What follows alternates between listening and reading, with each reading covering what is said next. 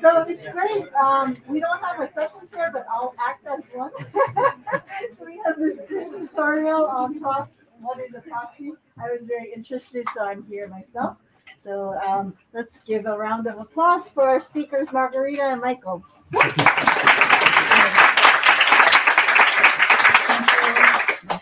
Hi, I'm Margarita Boyarskaya. And I'm Michael Tschantz. Thank you for coming. We're sorry this room is so crowded. We don't bite. If anyone wants to sit up here, that's fine. We'll try not to trip over you. And I just thought I would give you a really brief history of this tutorial. So I wrote a paper. It's called What is Proxy Discrimination? It's in a session later today. And then when I was trying to figure out when it is in the day, I discovered that there's another talk, What is a Proxy? I'm like, oh, same title almost. So I got in touch with them, and they graciously allowed me to join them for the tutorial. And we've been trying to combine forces for like the last, 3 weeks? I don't know if we got all the way there, but I think it's a better presentation than you would have gotten from just my work or just their work. If you're curious, you don't need to go to my talk later today. Basically, everything I'm going to talk about then is going to be presented in more detail during this tutorial. Do go to Michael's talk. So. Okay, and yeah. So okay, yes, let's take it away. So, all right, let's get right into it. So the discussions of proxy variables, indirect discrimination, and related concerns are not at all new.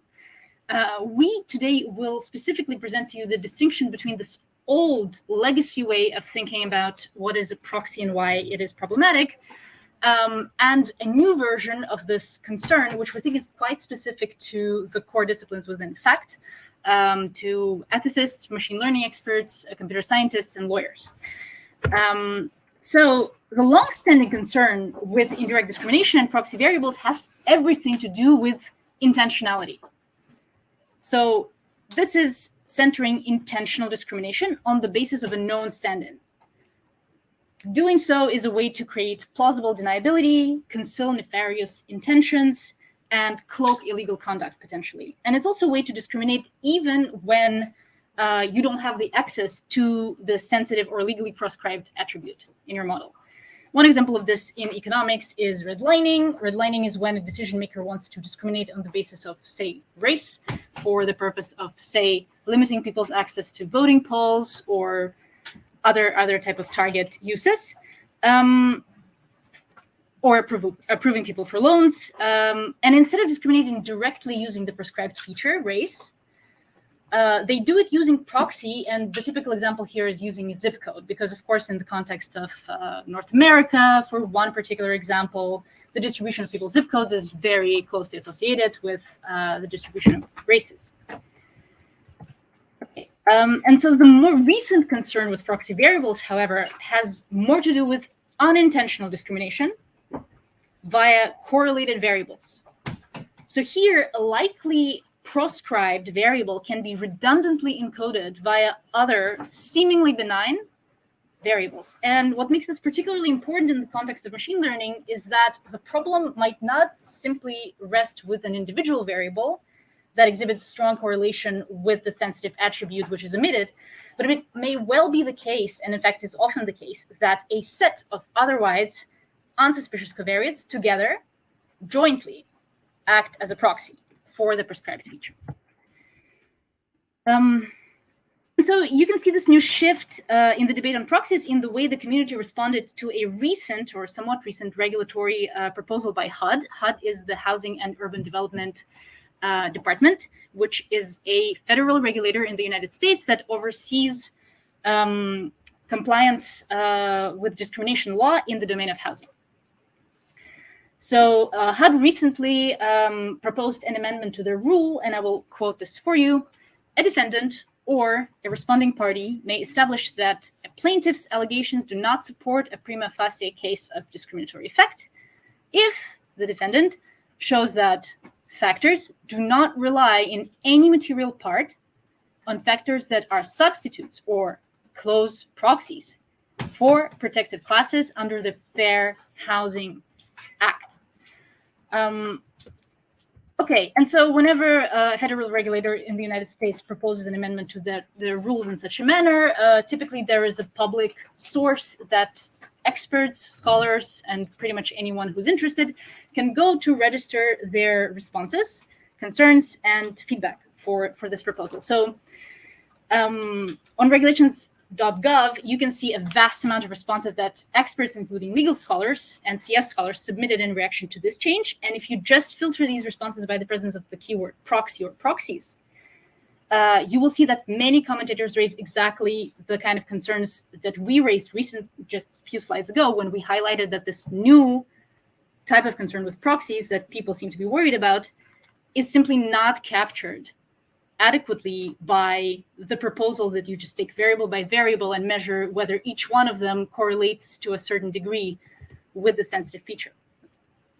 Okay, so here's some legal scholarship on the very subject of proxy discrimination with artificial intelligence and otherwise statistical prediction models. It's from Anya Prince and Daniel Schwartz. Here's a quote from this paper. AIs can and will use training data to derive less intuitive proxies for directly predictive characteristics when they are deprived of direct data on these characteristics due to legal prohibitions. So there seems to exist this continuum of beliefs on the degree of agency that machine learning models have. And this certainly, like the verbiage of at least this particular quote, appears to suggest that maybe there is some kind of, explicit intent on part of the algorithm to go out there and seek out signal to reconstruct the proxy, which may or may not reflect the author's views, but we think that this choice of language is interesting, especially considering that this paper is becoming quite influential among the regulators. Here's another quote from the same paper. Laws that prohibit discrimination based on directly predictive traits are normatively grounded in the goal of preventing specific outcomes from members of protected groups. Unlike some anti-discrimination settings, the question of how or why bad outcomes are experienced by protected groups are secondary, if relevant at all, in these domains. Because proxy discrimination by AIs tends to produce the same outcomes that would result in the absence of legal restrictions on discrimination based on directly predictive traits, it represents a substantial threat to the normative underpinnings of these anti-discrimination regimes. So keywords here, in our opinion, is because proxy discrimination by AIs tends to produce the very same outcomes that would result in the absence of legal restrictions on discrimination. Okay, interesting, in particularly because there is this quite recent paper by a federal trade commissioner in the United States that seems to be relying very heavily on the work by Prince and Schwartz. And here's a quote from that work. Proxy discrimination that results in disparate impact is always pernicious, whether or not we can identify underlying intent, and it can and should give rise to legal liability, even if it is not intentional. This is a strong statement. Keep this in mind as we go forward. But the takeaway is quite simply that this is very much a live debate in the dialogue or lack of dialogue between policymakers and computer scientists and other people involved in the field. And concerns with proxies are pervasive, yet there appears to be lack of conceptual clarity about what exactly is the underlying problem and how it comes about. So just a few preliminaries. Typical example that many of you will be familiar with, COMPAS. Covariates that go into this particular model among them are charges, prior arrests, residential stability, employment, other covariates, but everything but the explicit measure of race, if such a thing was possible. And so these covariates are used then to try and build a model for the target of deciding pretrial release risk, or in particular deciding whether to grant someone release on bail. The target for the estimation is release risk, which should ideally accurately predict whether the person shows up for trial if we grant them bail at a given moment. So all of the things on top, of course, are closely associated with race. So, silver lining that they did not quite include race in the model, but well, this is the kind of motivation that people in the fact fields typically worry about, right? So there's a multitude of terms and different kinds of verbiage that is used for talking about these things, and it's easy to get confused between them, we're going to enforce just one for the purposes of this talk. We will call something that typically in machine learning literature is referred to as sensitive attribute A, we will call it the target of the proxy. So it's the thing that the proxy is targeting to mimic the signal of, maybe. We're going to look at what... No worries. And so then features is all other covariates. In particular, the feature of interest is the proxy that is trying to capture the target. And so the model is classifier, estimator, automated decision system. Decision, or the estimate or the response or the dependent variable is basically y hat. And the idea is that y hat should accurately predict or estimate some ground truth correct decision. Why? Okay, good. I want to just reiterate that we will use the word target to refer not to the outcome, but to the thing that the proxy is targeting, so the sensitive attribute. Good? Okay. Right. Now, many of you know that there are two main doctrines that govern and guide the legal treatment of algorithmic discrimination in the United States. Disparate treatment has to do with explicitly considering a sensitive attribute or with an intention to discriminate. So even the original form of redlining constituted a case of disparate treatment because it intentionally uses a proxy. Now, disparate impact is a little bit different. It has to do with unjustified way of making decisions that result in disparity, or a way of making decisions that result in disparity that could have been, in principle, avoided. Okay, so this new form of proxy concern that we're trying to emphasize is often characterized by lack of intent to discriminate, which is what makes it such an uneasy fit for the existing legal doctrine. It doesn't fit well with either the disparate treatment or disparate impact because it is neither intentional nor formal. The sensitive feature is not directly used, so disparate treatment just doesn't seem to offer very much, doesn't seem to be a good match. Disparate impact is a bit confusing because features may accurately predict the outcome of interest, and thus we may well be able to justify the disparate impact that is found in the model predictions because of predictive validity. Predictive validity is just another way to phrase criterion validity. Criterion validity is actually a term that is explicitly mentioned in the EEOC uniform guidelines. So it turns out that proxy discrimination may well slip through the cracks of the disparate impact doctrine as well as the disparate treatment because proxy may be demonstrably predictive of the outcome, and that just might kind of launder this, proxy problem not liable under disparate impact. Okay. So I guess the takeaway again is that disparate treatment is good at capturing old concerns with proxies that we mentioned before. Disparate impact is not, and predictive validity could be a way to defend proxy use for many real-life machine learning settings. So proxy discrimination seems to be a tricky case for both, as far as the law is concerned. Now, so the proxy discrimination in the way it is interesting to computer science and lawyers also does not quite make a tidy fit with other sources of existing theory. There are other areas of expertise beyond law where there has been discussion of proxy-related concerns, notably in econometrics and in statistics. Scholars talked about taste-based or statistical discrimination. However, both of these terms try to capture intentional and not unintentional discrimination. So they're both narrowly focused on disparate treatment. I also wanted to highlight the difference between the typical setup in econometrics discussions of proxies versus the machine learning talk of proxies. In econometrics, a typical setup involves a sensitive proxy. Note that this is like upside down from what we usually are concerned with in fact-related, machine learning-related applications. So in econometrics, it's the proxy that is sensitive. It is useful because it correlates with an emitted, facially neutral target, and that target correlates with the thing that you're trying to estimate accurately. So an example, granted, it's not unproblematic, but it is a realistic example. A decision maker lacks access to criminal records that is the target for proxying. So they consider race, which is sensitive, as a proxy for criminal record to serve as the basis for inferring some underlying concept like trustworthiness of an employee. I mean, let's not get into why all the many levels in which this is problematic. This is what actually used to be happening quite a lot.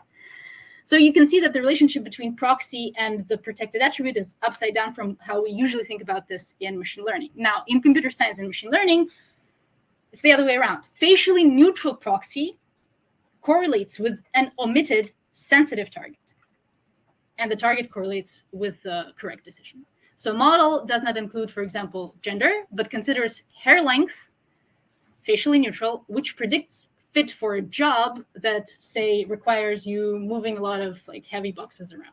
For some reason, someone thinks that this is how they want to go about this. Okay, another way to summarize this is in this more structured way. So in econometrics, variable being used, the proxy that is being used is the sensitive variable. Variable that it's trying to target is the facially neutral variable. In CS, the other way around. An example in econometrics is gender being used as a proxy for strength, and in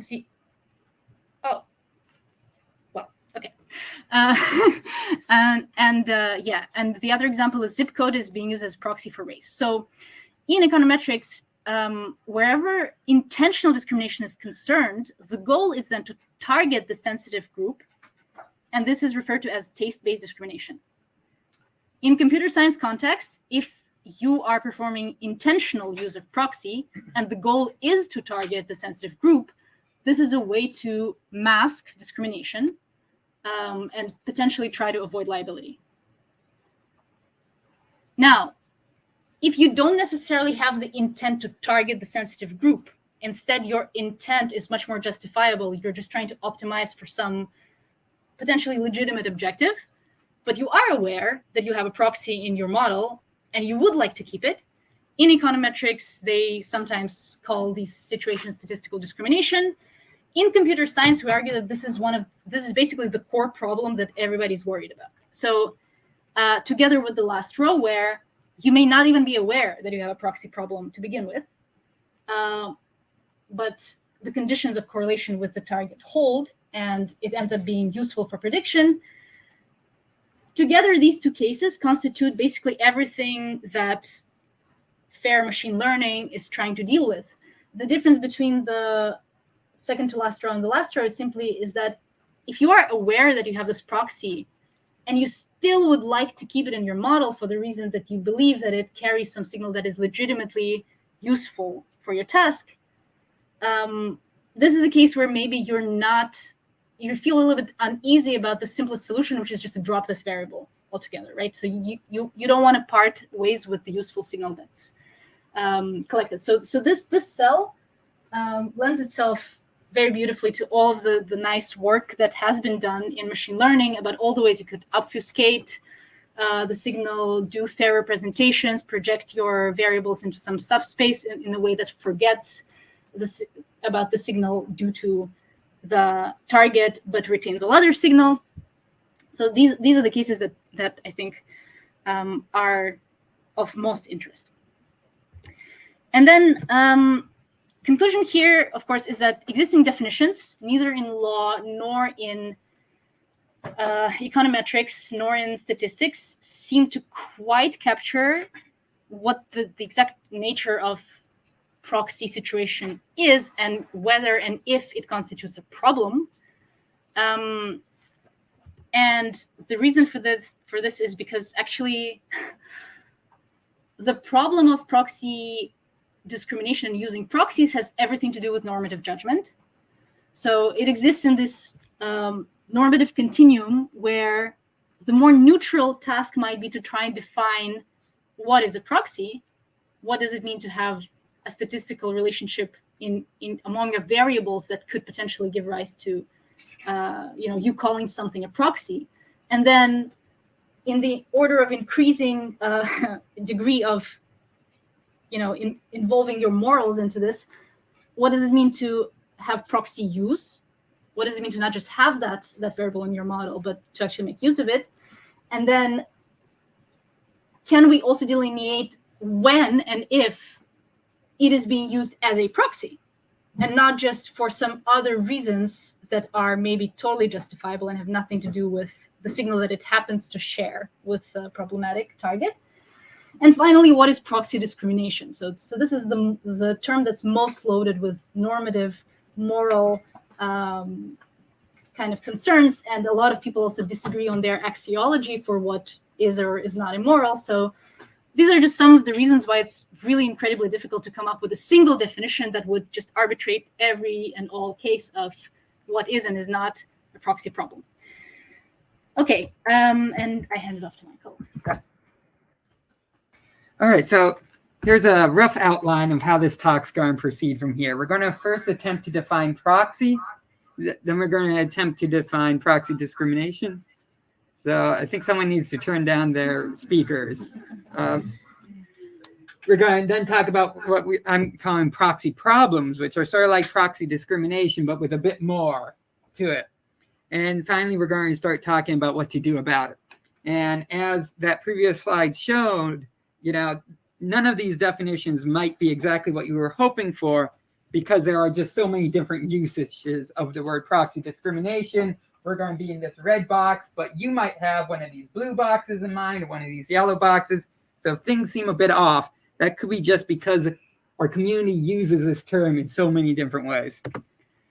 Okay, so what's my method? What I did was I went out and I read a whole bunch of papers that either involve the word proxy or proxy discrimination, and I tried to figure out what exactly did the author have in mind. And sometimes I had to draw some reasonable inferences, because often papers don't spell out exactly what they have in mind. And from this, I then found what's common across these various uses. And I tried to make these precise in terms of relationships between the variables we've already seen, the features, the decision, and the proxy itself. And with these relations, I then reconstructed the definitions I found in practice. By putting them in this common framework, it allows us to compare them and see what they have in common and what they have different. So first, I'm going to start with proxy. The simplest definition, we're going to see in this talk, it's just the proxy is a proxy if it's associated with the target. Remember, the target's typically some sensitive attribute. I call this relationship the capacity relationship, because it's about the proxy's capacity to stand in or predict the target. This is what gives it the ability to play that role as a proxy. Now, despite being, so here's a couple quotes from the prior work that demonstrates this usage. And in particular, they focus on correlation as being the kind of association between the proxy and the target. Despite being so simple, there's actually quite a few different ways we could make this correlation precise. There's more than one way of measuring correlation. Once you measure it, you got to decide, is there some threshold that this correlation has to go beyond to count? Or is it a quantitative property where we talk about the degree to which the proxy is a proxy? We also have to choose what population we're going to measure this correlation in. And if we're dealing with samples, which normally you are, you're going to have to pick which sample you're going to use. And finally, you have to decide how you condition on other variables while calculating this correlation. So even though this is a simple definition, you can instantiate it in so many different ways that if you give me basically any two variables which are sufficiently complicated, I'll be able to find some way to claim in some situation it's a proxy, right? So this is a very broad definition. Now, some other authors have tried to constrain it a bit more. So Data and others have a definition that depends on this kind of two-sided correlation, which is sort of like a bijection between the values of the proxy variable and the target variable. Gilbert and others instead looked at whether the proxy is a causal descendant of the target. Now, this normally would imply that the two are correlated, but not always. The causal process linking the proxy to the target might have some way in which the effect of the target gets canceled out. Well, that's a little abnormal, but it can happen in certain circumstances. Also, this wouldn't count correlations which come from a common cause affecting both the proxy and the target. So it is a bit different than the other associative definitions. Okay, so now I'm going to move on to proxy discrimination. And again, by this, what we mean is proxy uses a proxy more than wrongful discrimination or illegal discrimination.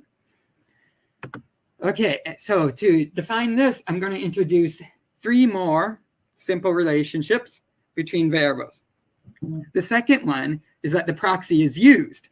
So this converts us from a situation in which you have a proxy in existence to one in which you're actually using it to perform the discrimination. So in some sense, the proxy is going to induce the value of the decision. You can just think of that as being causation, but sometimes it could also be something else like motivations or involves intentions if we're talking about human actors. We're also going to talk about whether the target is unused, because we typically think of proxies as taking the place of the target, not being used alongside it. And finally, borrowing nomenclature from the disparate impact community, we're going to talk about the bottom line impact. That's the association between the target and the decision. So you can think of that as being like, how much damage did this proxy do? Okay. So we can put all of these together, and you can see I'm using dashed lines for association-like relationships and arrows for causal-like relationships, a slashed out arrow for the lack of a causal-like relationship. And we get this pretty proxy-looking proxy, right? And basically tells a story. That story goes a little something like this. The target isn't used. Maybe it's prohibited, but there's this proxy that has capacity with the target. So we use that, and that causes a bottom line impact. The thing is, I'm reading all of that description into this diagram, right? Nothing in this diagram says that the proxy's use is because of its capacity. Maybe it was for some completely different reason. If we want to make that precise, we need to start using second order relationships.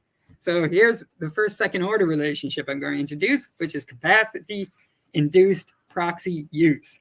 So here we have something like an association, the capacity, causing the use, which is a causation. So a correlation causing a causation. Don't worry, there's prior work on this. I'm not making up. It's called second order causation. There's only one paper on it, so maybe it's a little made up. Okay, the second order one is the target is unused, is causing the proxy to be used. Now, these two are not mutually exclusive because you can have more than one cause for the use. This happened yesterday too. Like, is there just emergencies all the time here? Daily COVID numbers. That's what it is? Yeah. Okay, I don't think that's so pressing as to interrupt my talk. Okay, and the last second order relationship is the consequential relationship. Does that use cause the bottom line impact? All right, so putting all this together, we get even more proxy-like proxy. This is like so proxy. But I do want to be clear here. I'm not saying that even with all these relationships in place, that this is necessarily what someone would necessarily imply, what someone else means when they say proxy discrimination, because to them, there might be some moral component to this, or maybe there has to be the absence of, say, a business necessity. Because you could imagine someone saying, well, all these things hold of my system, but I have a business necessity. I just got to use this proxy in this way. And maybe people would say, okay, yeah, that's no longer proxy discrimination. It really, it depends on how rich of a definition of proxy discrimination you want. But I would say if you got all these relationships, you need to investigate what's going on there because it's pretty suspicious. And I also want to say I didn't find any authors claiming that you need all these relationships to have proxy discrimination. They instead pick subsets of it. So this is sort of a really high bar for calling something a proxy discrimination. Now, let's look at some of those definitions. So Kirbertis and others, they have that definition about causal descendants, and they add to that the decision is a causal descendant of the proxy. And this is, again, trying to convert the idea of the proxy just existing to there being proxy discrimination. But they actually call this potential proxy discrimination because remember, as I said, this causal path might have some kind of weird canceling out going on it so that the proxy's value doesn't actually change the decision's value. So to get the definition of proxy discrimination, we replace that causal descendant definition with the definition of total effects. This is something we can make precise using the do notation from Judeo-Pearl. But it's basically just saying that if you go into this system and you just artificially intervene in it and start playing with the value of that proxy, does the value of the decision change? Okay, so that's like a randomized control experiment, right? Just randomly setting that value of proxy and seeing what happens. Now, Datta and others, they have a closely related definition. The main difference is, notice that we're also now doing this do operator to set the value of the other features that the classifier is using. Now, it's at the same value on both sides of this equality, so we're fixing that. So this is like when you do one of those experiments where not only do you randomly assign the bunnies to either get the drug or not, but you force them all to eat the same diet, right? So that you're trying to eliminate other potential noise factors or differences between your experimental subjects. And in this case, what it's like doing is you're checking, does the proxy change the value of the decision for any potential possible person or individual values of all the other features instead of just their naturally occurring values like the other authors did. Okay, the EEOC standard for investigating disparate impact isn't strictly speaking a definition of proxy discrimination, but a lot of people think proxy discrimination is closely related to disparate impacts. I wanted to show you this one as well. It's also nicely represented in my framework, because all they did was take what we were talking about, the capacity and the use, and they add that bottom line impact requirement.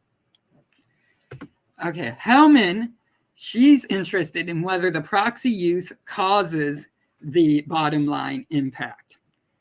And it's a law review article, so it's not as precise as, like, you know, a computer science mathematical representation or anything. So I'm not exactly sure what the kind of inducement she had in mind.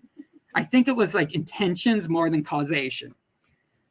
But again, this is sort of an example of how you can instantiate these relationships in a bunch of different ways to get slightly different versions of these definitions.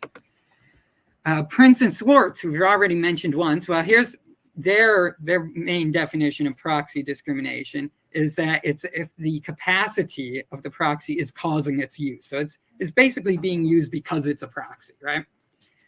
And you can imagine interpreting this second order causation in terms of intentions, causation, or mediation.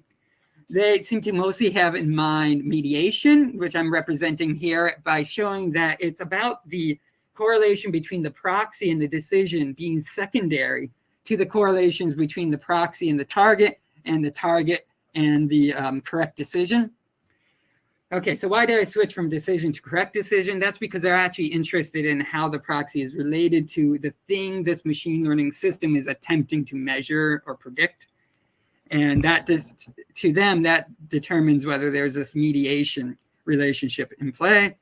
They operationalize this by talking about seeing whether the correlation between the proxy and the correct decision disappears if you condition upon the target. Okay, and finally, an example of substitution. There's a series of papers that tries to understand proxy discrimination in terms of omitted variable bias. What that involves is you train a model on two data sets, right? The only difference between these data sets is whether it includes the target variable or not. You then check out the models and see, did the model without the target start using the proxy variable more? If so, it's doing it as a substitute for the target. And this is how they measure proxy discrimination. And here, there's variation based on how you train these models. If you use different algorithms to train them, you might get different answers to this question. Okay, so that was proxy and proxy discrimination. Now we're going to start talking about proxy problems, situations where it's like you got proxy discrimination, but it's so tempting to do it anyhow. Yeah, so together with Solon Barocas and Hannah Wallach, we thought that the crucial kind of relationship to understand, in addition to having some of the same intuitions as Professor Tschantz had, Michael had, was to look at the relationship between the correct decision and the proxy. And without understanding that relationship, you cannot really say whether or not the proxy that you're potentially using is a problem for anybody. So, okay, what is the machine learning proxy problem? At the very minimum, we postulate that you need to have correlation between the proxy and the target that it's trying to substitute for. Then the situation of proxy problem arises where you have correlation between the proxy and the correct decision. Why? So the sensitive attribute, in other words, is useful for prediction somehow. And moreover, yes, conditioning upon the target and other features. So what this is saying is that we don't want the situation in which the proxy is irrelevant for explaining the estimate in a conditional means sense once the target and all other covariates have been controlled for. So in other words, the real problem is you're not able to just throw your proxy away. Why? Because it carries some signal that is relevant for predicting the outcome of interest, other than due to its correlation with proxy. Because if that was the only way why it's useful, it wouldn't be such a difficult situation to deal with, right? Okay, so, and then finally, yeah, you have to have the correlation between the target and the correct decision. So these are the relationships we think that describe the canonical type of machine learning proxy problem. Okay, so this can be formulated also slightly more formally using this notation. So proxy, P is a proxy for T for the task of predicting Y from itself and other covariates. If the proxy is correlated with the target is correlated with the outcome, and the proxy is useful for explaining the outcome after controlling for A and all other covariates. Yes? Okay. And so we mentioned that one way to possibly circumvent disparate impact, if someone had that nefarious intention, is by saying that predictive validity of proxy for the outcome is justifying its use. People seem to generally not be satisfied with this criterion validity argument. And we're trying to dig deeper into what is the reason for this. So a lot of people say, okay, how did this correlation come about? What is the reason for why your proxy ends up actually correlating with the objective of your estimation, right? And one possible thing that people bring up is, okay, we definitely have a proxy problem where it's just clearly and purely a stand-in. The only causal path connecting the target of connecting the estimate with the proxy is via the sensitive attribute.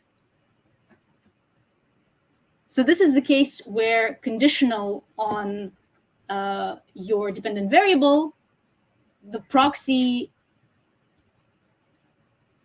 Okay, that should be the other way around, right? So conditional on the sensitive attribute, the proxy is useless for predicting the estimate. Okay, cool. So this situation is still problematic if any part of the pathway is mediated by discrimination. And we thought at length about this, and I think we convinced each other that there could be an example where, unless these causal paths are mediated by historical discrimination, you can make up like pretty trivial, granted, example, but still one in which the stand-in situation holds, but it's really unproblematic. Maybe there's some like purely biological reason for why you're doing this. The relationship between the nodes is precisely as it was here, but the reason why target and proxy are associated is not causally downstream of historical discrimination, and for that reason, maybe that's okay.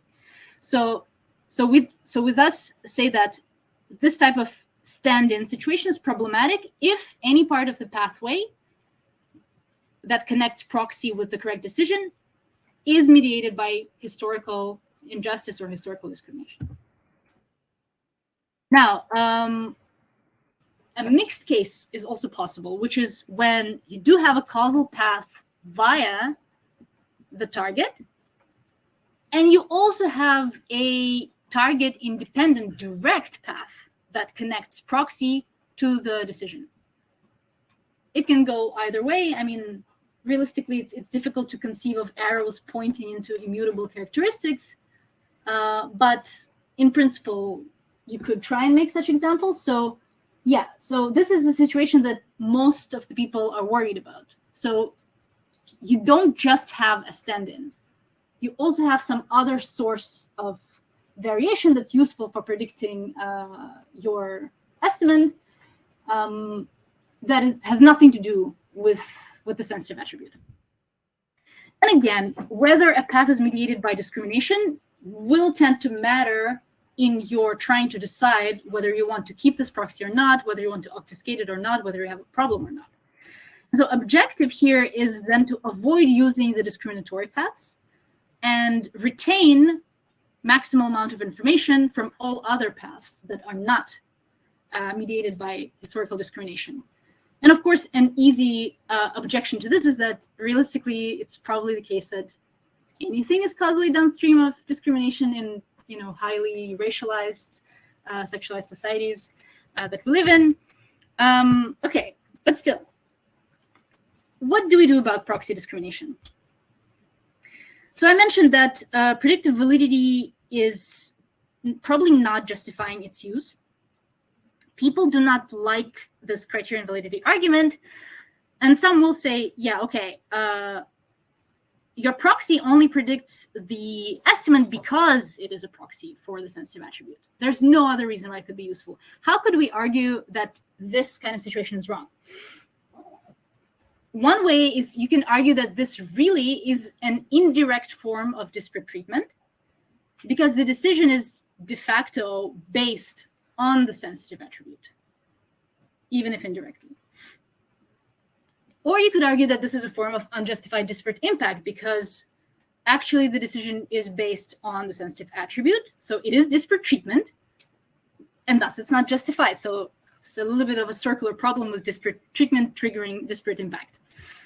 Because the decision is based on a proxy that is not justifiably related to the estimate. And this last sentence is going to end up being crucial for the rest of the talk. So again, because the decision is based on a proxy that is not justifiably related to Y. And thus, you could argue that one should have replaced it with an alternative business practice or some other variable that is justifiably related. So it seems like whenever people say the only reason you're using this variable is because it correlates with the sensitive attribute that you're omitting, this is not generally so. The model is typically using a proxy because it correlates with the thing you're trying to estimate. In fact, the model will only use proxy to the extent that it's correlated with Y and not with the sensitive attribute. And this is something which I think in current legal scholarship doesn't get sufficient attention. So what the statement might really be expressing, though, is one of the two possible things. One, it could really be people trying to object that there is no direct path from the proxy to Y that makes logical sense. Or there is a direct path from the proxy to Y, but this path only exists because of historical injustice. So we're not the only people to kind of introduce the idea of relying heavily on understanding the causal relationships between covariates as a means to necessarily being able to advance any kind of recommendations on what to do with proxies. So Pauline Kim and Daniel Westreich and James Grimmelman have been talking about basically the necessity and imperative to answer the question, why is the proxy associated with the outcome of the model? So granted, this is never or seldom a particularly formal notion of causality or plausibility, and it has to do with subjective relevance. So let's look at these two cases again. So on the left, you have proxy stands in for the sensitive attribute. And On the right hand, you have proxy reflects discrimination on the basis of the sensitive attribute. So this example on the left-hand side, you can think about it as the target being gender. X1 is the proxy that you are observing. You're not observing neither gender nor that other thing, which I'm going to talk about in a second. And what you're trying to estimate is someone's being fit for a job, stocking a warehouse, moving a lot of heavy stuff around. So X1 then is hair length. That's the proxy that you're observing. You're using it as a proxy for gender, which in turn is a proxy for the thing that you actually care about, which is like upper body strength. Okay, so if that's what you're worried about, if this is the situation that you think you're dealing with, then your concern is that, hang on a second, I don't like this proxy, which is hair length, because I cannot make a plausible, logical story for why on earth would hair length be useful for working in a warehouse, right? So there is no causal story to be told here. And so then the imperative and like the logical thing that would seem to be reasonable to do is to replace hair length with a direct measurement of that other latent variable that does causally influence the outcome, and it makes total sense. And that variable would be upper body strength. So then that's what you would want to do. Now on the right, you have a case where maybe the story for why the correlation exists is plausible and somewhat logical, but you still object. And the reason you object is that although the relationship is logical and believable, there's something else about this relationship that we kind of don't think we should just accept. And that something is that the association arises from historical, institutional, multi-generational discrimination. So here you can think about, say, T being sensitive attributes, you having dyslexia. And then what you are observing is someone's performance on a regular type of exam, written exam, big sheet, lots of text.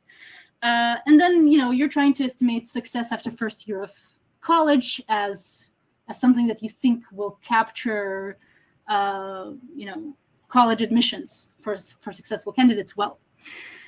Okay, so here you can tell a story that seems logical and reasonable for why regular exam, like the results of the exam, it's not like hair length that is markedly unrelated to being able to move boxes around, right? It seems to be relevant. And this is the same argument that people bring up when they say, hang on, we should and can use socioeconomic status when deciding whom to give credit because clearly it's relevant for credit default. Yes, performance on an exam seems relevant to successful college admission. However, the reason we might still object is because that is something that is likely causally downstream of some discriminatory or otherwise unjust process. What would have been better? What would have been better is to instead observe and collect a variable that's X4 right there, which is inclusive exam performance, right? And the fact that it wasn't offered to this person is a fact of discrimination, right? So we think that the distinction between these two cases often gets lost in the discussion for what is or is not permissible and acceptable use of proxy that you are aware of. Another example to illustrate the second type of situation, T may be something like gender, and X3 may be experience of being, a lab director in biology or natural sciences. And this is for predicting fit for an academic position. And again, someone could very successfully argue that there is legitimate business necessity and there is a legitimate plausible story for why this is not an irrelevant proxy. It's a relevant characteristic to consider. However, it is causally downstream of discrimination historically. And so what would be better is to maybe collect something like some other direct measurement of demonstration of relevant skills. So dealing with proxies through replacement can be done with or without insulating the proxy from historical discrimination. And the idea here is that we would like to replace the contentious proxy with another variable that we would somehow feel better about. And what is it that could make us feel better about this substitution? It can be any of these things or combinations of them. maybe this new proxy or like this new variable that we're measuring happens to improve the accuracy of the prediction. Maybe it minimizes the differences in accuracy performance across groups. Maybe it happens to have a weaker correlation with the sensitive attribute, or it reduces disparate impact, or it happens to seem subjectively just more relevant to the task.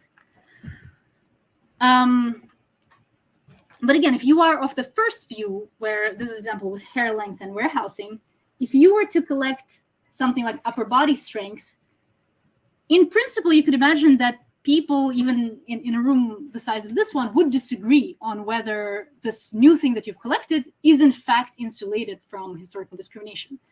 If what you ended up collecting ends up also being causally downstream of discrimination, now you don't have a problem of causal irrelevance to why, but you still have the problem of being causally downstream of discrimination. So normatively, you really haven't improved things much. Okay, so then dealing with proxies through insulation is what you would maybe prefer to do. And the question here is, can we find variables that we feel better about because they seem to be insulated from past injustice?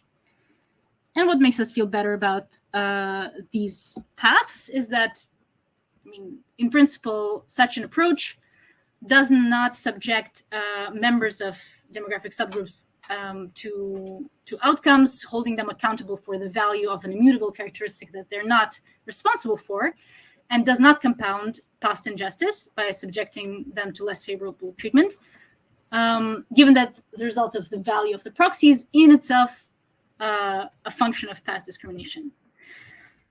So basically, I leave you with this. No definition is likely to address all concerns with proxies. Developing a definition of a proxy is often insufficient in trying to determine whether its use constitutes discrimination. But I think jointly with the focus on the causal relationship between Y and the proxy that we highlighted and the relationships that Michael distilled, we offer anyone who's interested a set of tools that, instead of promoting a single normative view for what is or is not a proxy, can help one survey the components that matter, the kind of characteristics of your situation that are relevant to describing a proxy, and then you can make a more informed decision on whether you think you should be responsible for what's going on and you think you want to use your proxy or not. Okay, that's all we have.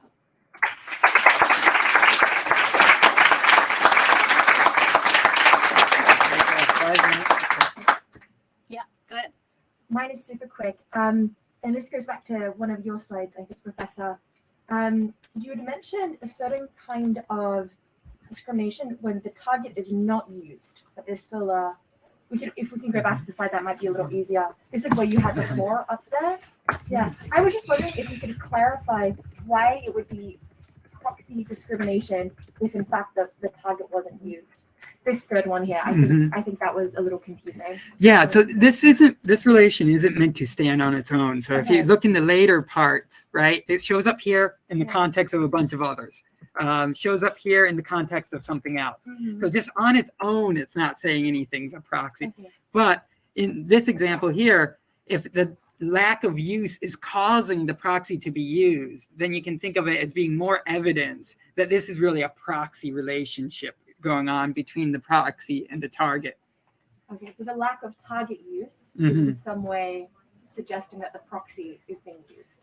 Not just that the proxy is being used, but it's being used as a proxy. The reason it's being used is because it can proxy. And how do we know that? Well, as soon as we take the target away, that's when we become interested in using the proxy. So it's substituting for the target. Is not being used because it, independent of the target, has some interesting properties that make it useful. Okay, thank you so much. Hi, thanks for a great presentation. I'm a computer scientist, and I was watching this wondering, I work in reinforcement learning, and we often use mutual information as like a regularizer in RL. And I was watching this wondering, could you not have another approach to addressing this issue where you regularize the machine learning model and penalize mutual information between the target and your decision outcome?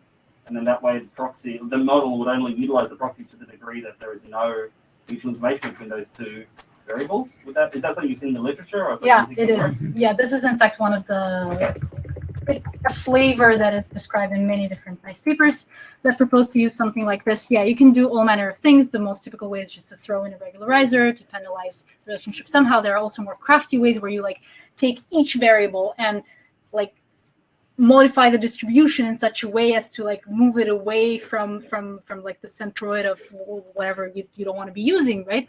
And also you can do like clear representations, again with the objective of making the model, like training the model in such a way that it fails to reconstruct the sensitive attribute while retaining as much information about the target as possible, right?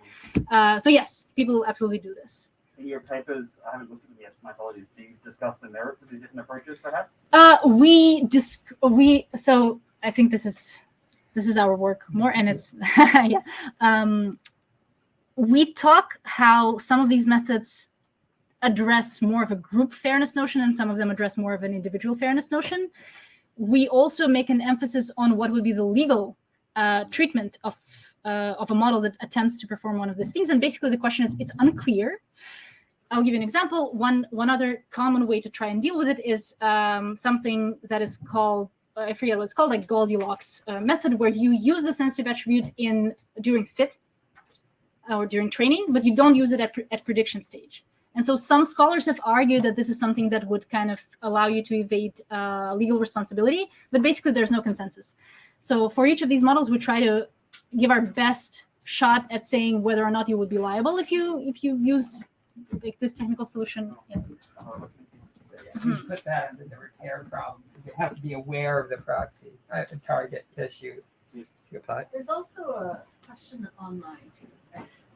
Can we take the question from the back of the room first? Yeah, hopefully this is kind of a quick yes or no question, but so early in the talk you hinted at the idea of thank you for hinting the very informative topic, but that the idea that the fact that you can combine variables together, creates this maybe more pernicious problem where maybe a variable isn't a proxy by itself, but they're together.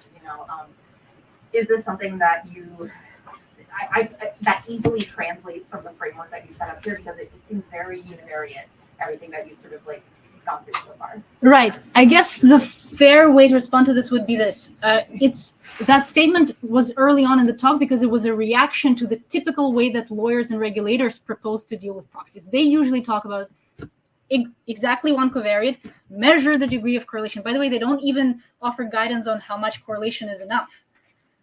So at the very minimum, we want to say that is not going to be sufficient. But then I see your question stands. Like now that we say that what matters is for you to understand all these causal paths, does it make it more complicated to make decisions about them if you have multiple proxies? Yes, it does. Is it going to be very hairy? Yes, probably. So we're at 12 o'clock. Anyone who wants to leave should feel free to leave. I'm going to hang out here. You can ask me questions if you like, but no one should feel like they're going to offend us for leaving lunch. You might want to eat it.